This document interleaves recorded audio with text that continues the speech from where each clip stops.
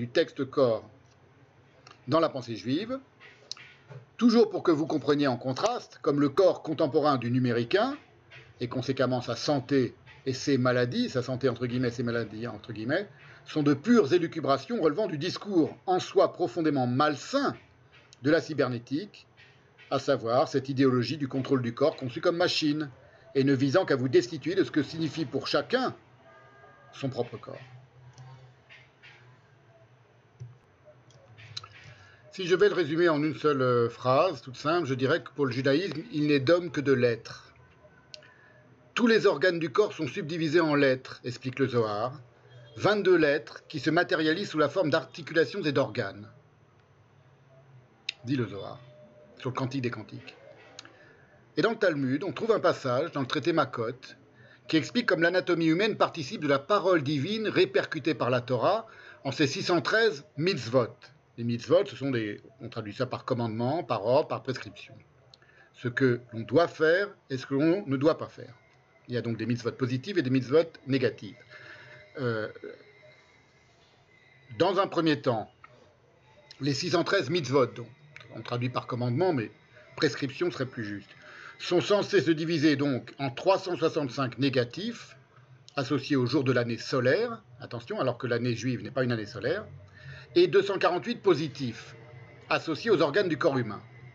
Et la Kabbale va radicaliser cette incorporation du texte, qui est différente de l'incarnation christique, qui n'a rien à voir avec l'incarnation dans le catholicisme, en associant les 365 commandements négatifs, non plus au calendrier, qui est d'ailleurs chrétien, et la coïncidence élaborée par le traité Makot des interdictions avec les jours de l'année n'est donc qu'indicative, et d'autant moins engendrée par un souci de minutie chronométrique que l'année juive est lunaire et compte 354 jours. Donc c'est juste symbolique. Quand je dis c'est juste symbolique, c'est-à-dire c'est puissamment symbolique. Mais aux 365 nerfs du corps, qui est censé avoir le corps, d'après une anatomie, elle aussi strictement symbolique, que l'exactitude biologique, qui est proprement métaphysique, comme le montre Heidegger dans Dépassement de la métaphysique. Heidegger exprime comme l'idée d'exactitude sur quoi la volonté de volonté assoit sa voracité de maîtrise, perd l'initiale de la vérité. Il est vrai, dit-il, ailleurs, c'est dans l'époque des conceptions du monde, dans les chemins qui mènent nulle part, qu'on peut également concevoir le vivant comme grandeur spatio-temporelle de mouvement, mais alors on ne saisit plus le mouvement. Voilà, c'est juste une petite parenthèse sur l'exactitude anatomique et l'exactitude appliquée au vivant, critiquée par Heidegger. Et donc, cette symbolique de la pensée juive, qui associe le chiffre 365 aux 365 nerfs du corps, c'est une équivalence proprement symbolique, parce que l'exactitude biologique indiffère profondément la pensée juive. Exactitude qui est elle-même un leurre. Hein. Et donc, en rapportant toutes les mitzvot, toutes les prescriptions de la Torah, les 613, on sait qu'elles sont 613 et on ne sait pas exactement lesquelles elles sont. On en connaît les principales, mais il n'y a pas d'unanimité parmi les rabbins et parmi les commentateurs. J'avais expliqué dans une des séances sur la pensée juive pour dire à quoi correspondent exactement chacune des 613. Donc, on connaît le chiffre global, qui est symbolique, le chiffre des commandements positifs, le chiffre des commandements négatifs, mais les rabbins se disputent pour savoir quel mitzvah correspond à quel commandement, etc. Voilà. Il n'y a que Maïmonide qui a voulu en faire un catalogue, comme par hasard, par aristotélisme, un catalogue raisonné, mais il est absolument seul dans son genre et il ne s'est pas du tout imposé dogmatiquement à l'ensemble des rabbins. En rapportant toutes les mitzvot, donc, au corps, le Zohar et la Kabbale, en faisant cela, et à l'âme qui infiltre ce corps, j'ai l'âme entre guillemets parce que ce n'est pas un concept juif, l'interprétation kabbalistique ne contredit pourtant pas la version talmudique qui combine le corps et la quotidienneté du temps. Elle en déploie les virtualités. Le temps, c'est très important, donc pourquoi dans le Talmud on associe les 365 commandements négatifs aux 365 jours de l'année, alors qu'il n'y a pas 365 jours dans l'année juive? C'est que le temps n'est pas pour la pensée juive une computation arithmétique de moments équivalents et interchangeables, de même que chaque semaine de l'année est scandée, signalée et signée par sa section propre du Pentateuque. Le nom de chaque semaine, c'est celui de la section du Pentateuque qu'on va lire à la synagogue à Shabbat, la paracha, ce qu'on appelle la paracha, qui est de même racine que le mot pharisien, et qui indique le sectionnement du texte, puisque dans paracha, comme dans pharisien, il y a l'idée de découper, de séparer. Le sectionnement du texte en ces parties dont la lecture et la méditation est l'événement essentiel du Shabbat. Chaque moment, chaque pensée, chaque geste de chaque journée de l'existence juive est intriqué de texte et de ce qui, à même son infixable texture, suscite ce que Heidegger appelle le moment de l'unique. Dans Andenken, dans l'approche de Hölderlin, ce moment, en cela même qu'il est l'unique, écrit Heidegger, n'a pas besoin d'avoir lieu encore une fois, car étant toujours encore ce qui a été, il ne se prête à aucune répétition. Mais, rappelez-vous, j'en ai dit tout à l'heure sur la mathématique, la citation que j'ai faite de Poincaré, sur la répétition et la généralisation. Mais le moment de l'unique ne se laisse pas non plus dépasser, car il demeure le moment qui se tient à la rencontre de l'avenir, de sorte que toute chose à venir origine bien plutôt sa venue dans le moment de l'unicité de ce qui a été. Fin de la citation de Heidegger. Donc, ce que Heidegger appelle le moment de l'unique, qui correspond à une existence juive intriquée de textes, quotidiennement, c'est-à-dire à une extirpation du temps hors de la temporalité même. Il y a à ce propos un récit chassidique qui est rapporté par Buber, qui signale que Rabbi Shneur Zalman de Ladi, ayant été un jour surpris par la tombée de la nuit sans avoir pu accomplir la prière du soir, se mit hors du temps, dit le récit chassidique, pour pouvoir réciter sa prière. Le premier geste rituel dans le judaïsme d'une intervention scripturaire à même le corps et à même la chair, c'est évidemment la circoncision. Et elle est traditionnellement justifiée par le verset du livre de Job. Toujours pour donner quelques éléments de ce que c'est que le corps texte dans le corps texte, et non pas le cortex, le corps texte ou le texte corps dans le judaïsme. Pour justifier scripturairement, textuellement la circoncision, les rabbins invoquent un verset du livre de Job, Job 19, 26. Ve acharovri nikfuzot ou mi besari echeza Elohai. Derrière ma peau, ils ont buriné cela. Ve achar ori, derrière ma peau. Nikfuzot, ils ont buriné cela, traduit, ils ont inscrit cela, traduit Shuraki. Ou mi besari, depuis ma chair. Echeze Elohai. Je contemple Eloah. Pas Elohai, pardon, Eloah. Donc Dieu. Ou, dans une autre traduction plus commune, de ma chair je verrai Dieu, et non pas in carne mea, dans ma chair, videbo deum, comme le traduit la Vulgate. Et encore moins, quand ma peau aura été détruite, en personne je contemplerai Dieu, dans la traduction seconde. Donc voilà, c'est important, c'est pour ça que je cite l'hébreu mot à mot, parce que c'est important de bien l'envisager. Derrière ma peau, ils ont buriné cela, de ma chair je contemple Eloah. Ce verset de Job, c'est Charles Mopsic qui nous l'explique, indique que le corps humain, écrit Mopsic, est conçu comme l'expression visible, tangible de l'être divin. Par ailleurs, le Zohar, sur le Cantique des Cantiques, trace un parallèle entre la création de l'alphabet et celle de l'homme.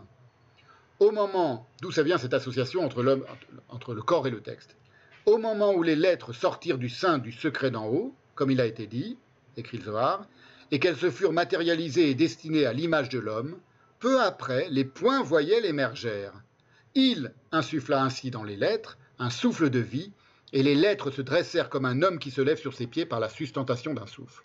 Donc on a d'une part un rapport entre le corps humain et l'anatomie humaine et l'alphabet hébraïque, mystiquement conçu et mystiquement envisagé, et le texte de la Torah, les 613 mitzvot, 365 commandements négatifs, 248 commandements positifs, et d'autre part, dans l'autre direction, un rapprochement entre l'invention de l'alphabet, la matérialisation de l'alphabet et la création de l'homme.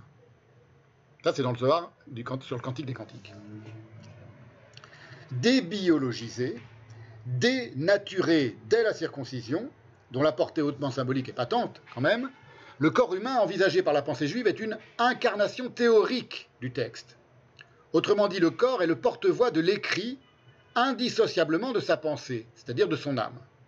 Le verbe ne se fait pas chair, dans le judaïsme, il est d'emblée inscrit comme chair, et en tant que tel, il ne saurait se soumettre à une quelconque idéologie extérieure au corps, la science médicale, puisque l'organisation même du corps est littérale, et même alphabétique, va jusqu'à affirmer la mystique juive. Et voilà comment l'exprime toujours le Zohar sur le cantique des cantiques.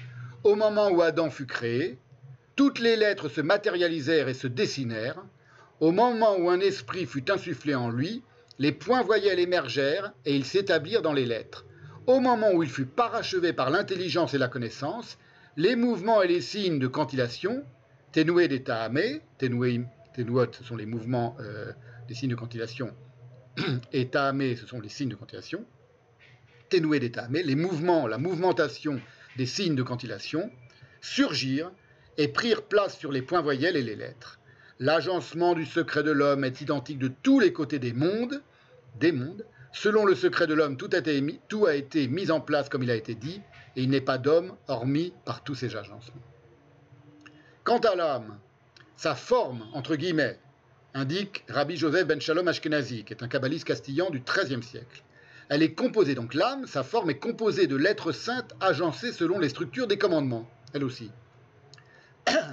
Et donc, concernant la pensée, c'est-à-dire cette part de texte que le corps peut exprimer charnellement par la voix ou évidemment par l'écriture, elle provient précisément de l'agencement scripturaire du corps, et même plus précisément du cœur et des reins, dit un médecin juif du Xe siècle, Sabbatai de Molo, dans son commentaire du Sefer Yetzira, en s'appuyant sur un verset des Proverbes qui dit